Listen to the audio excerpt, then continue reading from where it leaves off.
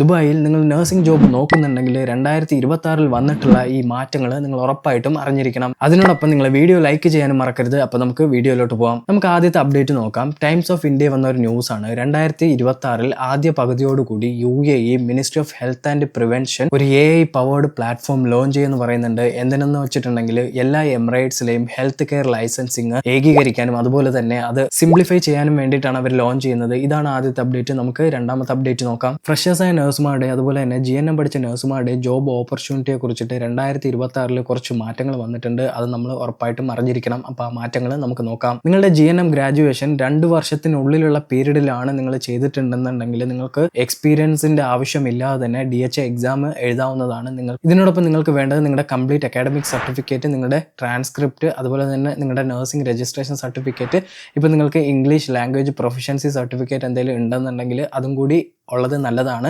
പക്ഷേ language proficiency certificates mandatory അല്ല, അത് ഓപ്ഷണലാണ്. അടുത്തൊരു അപ്ഡേറ്റ് ആണ് DHA ലൈസൻസ് ആക്ടിവേഷൻ 2026 എങ്ങനെയാണ് ചെയ്യേണ്ടത് എന്നുള്ളതിനെ കുറിച്ചിട്ട് നമുക്ക് നോക്കാം. ഫസ്റ്റ് സ്റ്റെപ്പ്, ഷെറിയാൻ പോർട്ടലിൽ നമ്മളൊരു അക്കൗണ്ട് ക്രിയേറ്റ് ചെയ്യുക. സാധാരണ അക്കൗണ്ട് നമുക്ക് ഏജൻസീസ് ആണ് ചെയ്തു തരുന്നത്. എന്നാലും നിങ്ങളിത് 2026 നിങ്ങളിത് ഉറപ്പായിട്ടും അറിഞ്ഞിരിക്കണം. ഇതെങ്ങനെയാണ് ഈ ഷെറിയാൻ പോർട്ടലിൽ ഒരു അക്കൗണ്ട് ക്രിയേറ്റ് ചെയ്യേണ്ടതെന്ന് ഞാൻ എൻ്റെ ചാനലിൽ ഷെറിയാൻ പോർട്ടലിൽ എങ്ങനെയാണ് ഒരു അക്കൗണ്ട് തുടങ്ങേണ്ടതെന്നൊരു വീഡിയോ ചെയ്തിട്ടുണ്ട്. അത് നിങ്ങൾ ഉറപ്പായിട്ടും കാണുക. ഷെറിയാൻ പോർട്ടലിൽ അക്കൗണ്ട് ക്രിയേറ്റ് ചെയ്തതിന് ശേഷം രണ്ടാമത്തെ സ്റ്റെപ്പാണ് നമ്മുടെ ഡോക്യുമെന്റ് വെരിഫിക്കേഷൻ. ഈ ഡോക്യുമെന്റ് വെരിഫിക്കേഷനകത്ത് വരുന്നത് നമ്മുടെ ഡേറ്റ് ഓഫ് ഫ്ലോ ആണ്. നമ്മുടെ ഡേറ്റ് ഓഫ് ഫ്ലോ എന്ന് പറയുമ്പോഴത്തേക്കും നമ്മുടെ എല്ലാ സർട്ടിഫിക്കറ്റും പ്രൊഫഷണലി വെരിഫൈ ചെയ്യുന്ന ഒരു പ്രോസസ്സാണ് ഡേറ്റ് ഓഫ് ഫ്ലോ. നമ്മുടെ എല്ലാ സർട്ടിഫിക്കറ്റ്സും നമ്മൾ ഡേറ്റ് ഓഫ് ഫ്ലോ ചെയ്യേണ്ടതാണ്. ഡേറ്റ് ഓഫ് ഫ്ലോ ചെയ്ത് കഴിഞ്ഞതിന് ശേഷമുള്ള മൂന്നാമത്തെ സ്റ്റെപ്പാണ് എക്സാമിന് അപ്ലൈ ചെയ്യുക. എക്സാമിന് അപ്ലൈ ചെയ്ത് എക്സാം എഴുതിയതിന് ശേഷം പാസ്സായി കഴിഞ്ഞാൽ നമുക്കൊരു എലിജിബിലിറ്റി ലെറ്റർ കിട്ടും.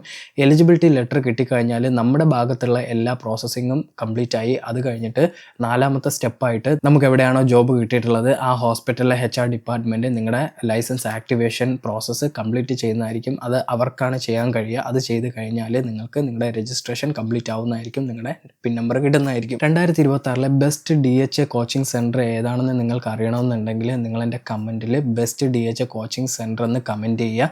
അതിനുശേഷം ഈ സ്ക്രീനിൽ കാണുന്ന എൻ്റെ ഇൻസ്റ്റാഗ്രാം അക്കൗണ്ടിനകത്ത് പേഴ്സണലായിട്ട് മെസ്സേജ് ചെയ്യുക. പ്രത്യേകിച്ച് ശ്രദ്ധിക്കുക, കമൻറ്റ് ചെയ്തതിന് ശേഷം മാത്രം നിങ്ങൾ മെസ്സേജ് ചെയ്യാൻ നോക്കുക. അത് നിങ്ങൾ പ്രത്യേകിച്ച് ശ്രദ്ധിക്കുക കേട്ടോ. അടുത്തൊരു അപ്ഡേറ്റ് നോക്കുകയാണെന്നുണ്ടെങ്കിൽ നമ്മുടെ മെയിൽ നഴ്സുമാർക്ക് സന്തോഷിക്കാൻ പറ്റിയിട്ടുള്ള ഒരു കാര്യമാണ് ഈ 2026 നടക്കാൻ പോകുന്നത്. എന്തെന്ന് വെച്ചിട്ടുണ്ടെങ്കിൽ ഇൻഡസ്ട്രിയൽ നഴ്സിംഗ് മേഖലയിൽ ഒരുപാട് ജോബ് ഓപ്പർച്യൂണിറ്റീസ് 2026 വരുന്നുണ്ട്. അതുപോലെ തന്നെ ഇൻഡസ്ട്രിയൽ നഴ്സിങ്ങിനെ കുറിച്ച് കേട്ടിട്ടുള്ളവർക്ക് അറിയായിരിക്കും. ഇൻഡസ്ട്രിയൽ നഴ്സിങ്ങിന് അത്യാവശ്യം നല്ല സാലറിയാണ്, ഓവർ ടൈം അങ്ങനെ ഒരുപാട് അത്യാവശ്യം നല്ല സാലറി കിട്ടുന്നുണ്ട്. അപ്പോൾ മെയിൽ നഴ്സുമാർക്ക് ഇൻഡസ്ട്രിയൽ നഴ്സിങ്ങിലോട്ട് പോകാൻ ആഗ്രഹിക്കുന്ന നഴ്സുമാർക്ക് ഇപ്പോൾ നല്ലൊരു ഓപ്പർച്യൂണിറ്റി 2026 ഉറപ്പായിട്ടും ഉണ്ട്. അതുപോലെ തന്നെ ഹോസ്പിറ്റൽസിൻ്റെയും ക്ലിനിക്സിൻ്റെയും കാര്യം നോക്കുകയാണെന്നുണ്ടെങ്കിൽ ഇപ്പോൾ ജോബ് ഓപ്പർച്യൂണിറ്റിയുടെ കാര്യം നോക്കുകയാണെന്നുണ്ടെങ്കിൽ 2025 ട്രെൻഡ് തന്നെ ആയിരിക്കും ഈ 2026 കണ്ടിന്യൂ ചെയ്തുകൊണ്ട് പോകുന്നത്. റിപ്പീറ്റഡ് ആയിട്ട് വരുന്ന ഒരു കമൻ്റ് ആണ്, ദുബായിലുള്ള ഒരു ഏജൻസി വഴി നമ്മൾ ജോബ് പ്രോസസ്സിംഗ് ഒക്കെ സ്റ്റാർട്ട് ചെയ്ത് കഴിഞ്ഞാൽ അത് നമുക്ക് വിശ്വസിക്കാൻ പറ്റുമോ, ജെനുവിൻ ആണോ എന്നുള്ളതിനെ കുറിച്ചിട്ടൊക്കെ.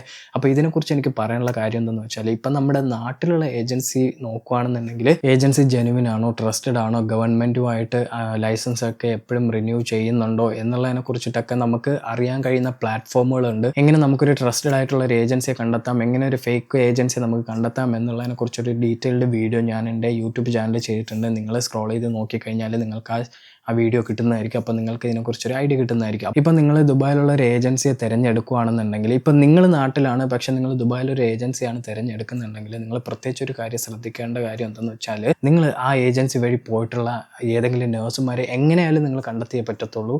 എന്നിട്ട് നിങ്ങൾ അവരോട് ചോദിക്കുക ജെനുവിൻ ആണോ, ഓക്കെ ആണോ, ഇല്ലെങ്കിൽ പറ്റിക്കോ എന്നുള്ളതിനെ കുറിച്ചിട്ടൊക്കെ നിങ്ങൾ ചോദിക്കുക. ഇത് മസ്റ്റായിട്ട് നിങ്ങൾ ചെയ്യുക. പിന്നെ ഒരു കാര്യം ചെയ്യാൻ കഴിയുന്നത് എന്തെന്ന് വെച്ചിട്ടുണ്ടെങ്കിൽ ഈ ഏജൻസി, ദുബായിലുള്ള ഏജൻസിക്ക് ദുബായിൽ രജിസ്ട്രേഷൻ ഉണ്ടോ എന്ന് നമുക്ക് നോക്കാം. പക്ഷേ അതിനെക്കുറിച്ച് എനിക്ക് കൂടുതൽ ഐഡിയ എനിക്ക് അറിയത്തില്ല. ഞാൻ ഇതിനെക്കുറിച്ചിട്ട് റിസർച്ച് ചെയ്തിട്ട് വേണമെങ്കിൽ നിങ്ങൾക്ക് ഇതിനെക്കുറിച്ചൊരു വീഡിയോ ചെയ്യാവുന്നതാണ് കേട്ടോ.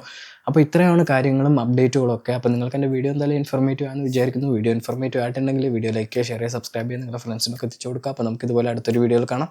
Thank you.